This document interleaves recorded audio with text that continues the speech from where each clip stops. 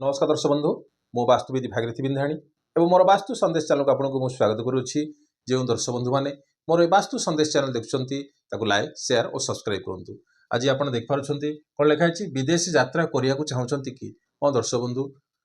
आजिकल यह सहज हो गला कहीं विभिन्न जगार एयरड्रम खोली सारे तो यहाँ सहज हो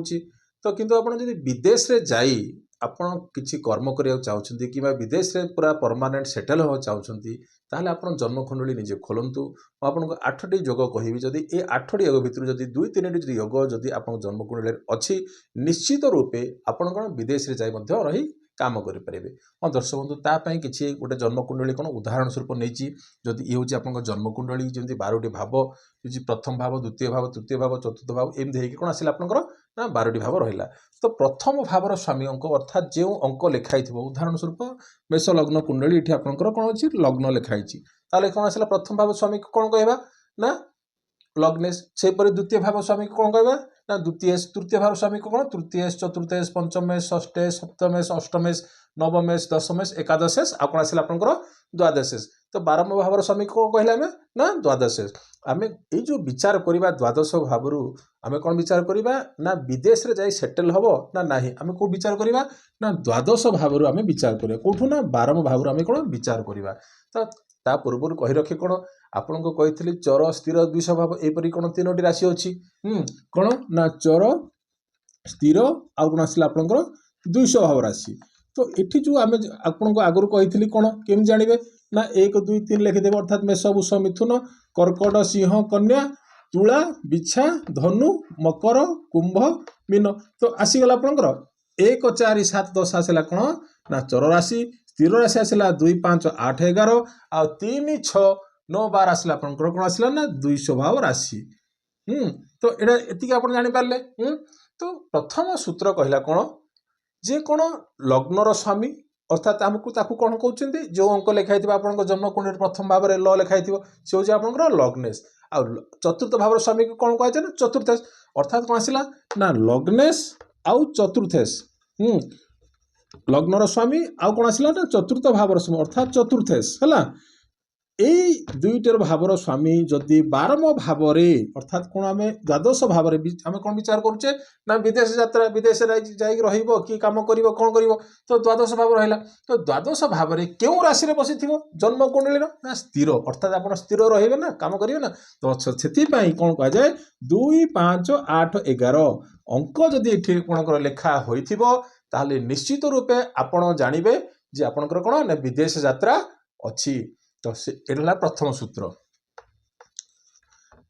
बुझिपारे लग्नर स्वामी एक जदि 1 आसला मंगल जदि आपंकर एठी बसला ये अंक लिखाई कौन आस कौन 12 अंक आस तो हेनी। तो जो अंक लिखाई अर्थात स्थिर राशि अर्थात 2 5 8 11 अंक थी आउ लग्न चतुर्थ बसुले निश्चित रूपे कौन यहाँ हम आईपरी द्वितीय भावर स्वामी आउ दशम भावर स्वामी आउ कौन सला ना एकादशर स्वामी जदि द्वादश भाव में बसी ताहले भी हम। द्वितीय भावर स्वामी दशमर स्वामी आउ एकादशर स्वामी कौटी बस ना 12 घरे जदि बस एटा तो कहली आपंकर चर माने कौन स्थिर राशि बस एटा तो कहली कौन द्वितीय सूत्र है द्वितीय भावर स्वामी अर्थात कोटा ना एटा दशम भावर स्वामी आसला एटा आउ एकादशर स्वामी आसला कौन एटा। तो जो अंक लिखाई तार स्वामी जदि 12 घरे बसी अर्थात कौन आसला ना द्वादश घरे बसी ताहले माने जोग आपण जन्मकुंडली सृष्टि होती आपण विदेश रही काम करें। आ तृतीय सूत्र आसला कौन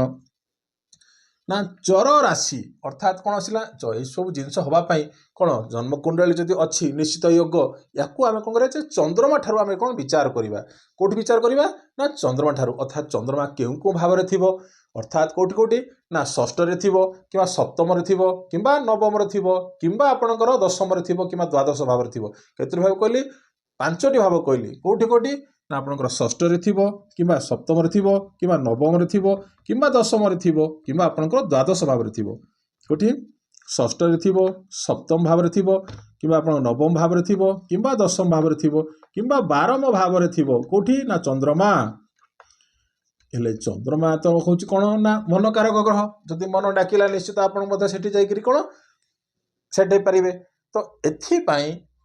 चर राशि रे थिबार अछि अर्थात को राशि ना चर राशि किए ना 1 4 7 10 अंक जदि लेखा है कि आपनकर एई भावरे ए जो कहली 6 7 9 10 12 अर्थात कोन षष्ठ भाव सप्तम भाव नवम भाव दशम भाव आ कोन आसिला कोन ना 12म भाव एई जो भावरे जदि आपनकर चंद्रमा बसिची एई जो चर राशि रे ताहले आपण जानिबे जे आपनकर विदेश यात्रा मध्य अछि। नेक्स्ट आसिला कोन ना उच्च ग्रह को जिबा हले उच्च ग्रह कोन जे जेंति कि रवि को राशि रे उच्च ना मेष राशि रे उच्च चंद्रमा को राशि रे उच्च ना वृष राशि रे मंगल को राशि रे उच्च ना मकर राशि रे तो शनि के राशि रे उच्च ना तुला राशि रे ये होची कोन ना उच्च ले ए जो उच्च ग्रह जन्म कुंडली केउ को भाव रहिवार अछि ना 3 6 7 9 8 9 10 12 3 6 7 9 10 12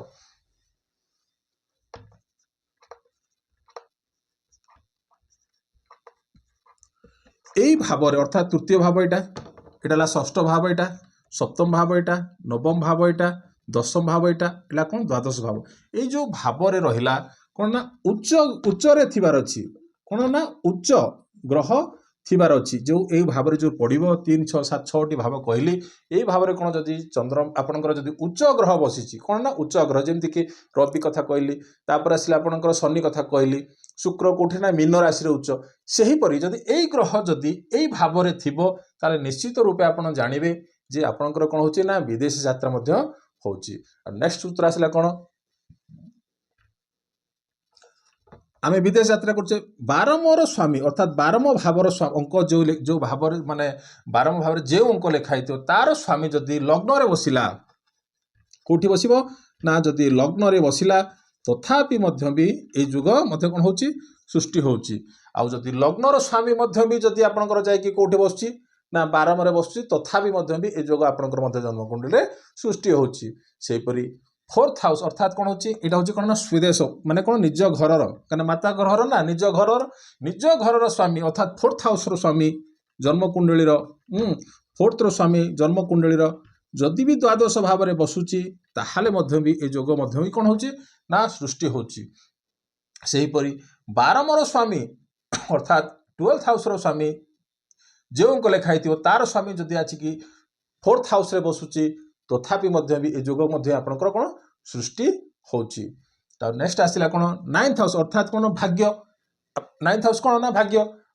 जदि आपणकर भाग्य जदि विदेश रे जदि सेटल होगा रखिया माने माने रोया पे अछि सेठी जदि भाग्य आपण उदय हो परछि ताहले कोन 9th हाउस रो स्वामी मध्य भी कोठी ना 12th हाउस रे जदि आपणकर 12 रे बसुची तथापि मध्य भी आपणकर कोन हबो ना ए जोग मध्य भी सृष्टि होची आ 12th हाउस रो स्वामी मध्य भी जदि 12 रो स्वामी जदि नवम भाव रे जदि बसुची तथापि मध्य भी आपणकर कोन होची ना ए जोग कोन सृष्टि होची। आउ नेक्स्ट आसला कोन शनि मध्य भी जदि 9th हाउस रे किंबा 12th हाउस रे जदि बसुची जन्म कुंडली रे तथापि मध्य भी जुग सृष्टि होची शनि मध्य भी जदि आपनकर जन्म कुंडली रे 9th हाउस रे हो किंबा 12th हाउस रे हो जदि भी बसिची तथापि मध्य भी ए जुग कोन आपण विदेश रे जाई रहिबा विदेश रे जाई सेटल होबा विदेश रे जाई कर्म करिबा ए सब जिंस आपनकर कोन होची ना सृष्टि होची या भितर आपनको कहली आठुटी कहली आउ गोटे जोग हला कोन जदि लग्न स्वामी उपरे अर्थात कोन लग्न स्वामी जे अंक लेखाई थिवो तार स्वामी को कहूची हमें ना लग्नेश कोन कहूची हमें ना लग्नेश उपरे जे कोनसी भाव लग्नर स्वामी कुंडली रे मान नियंतु नवम भाव रे बसिची कोठी बसिची ना ए मेष लग्न कुंडली जदि हला लग्नर स्वामी कोन आसिला ना मंगल तो मंगल उपरे जदि जे कोनसी भाव आडू तीन ए जो माने ग्रह परिस्थिति भितरु तीनोटी ग्रहर जदि दृष्टि पड़ुची लग्नेश उपरे तथापि मध्य भी कौन होची ये जोग सृष्टि होची लग्नर उपरे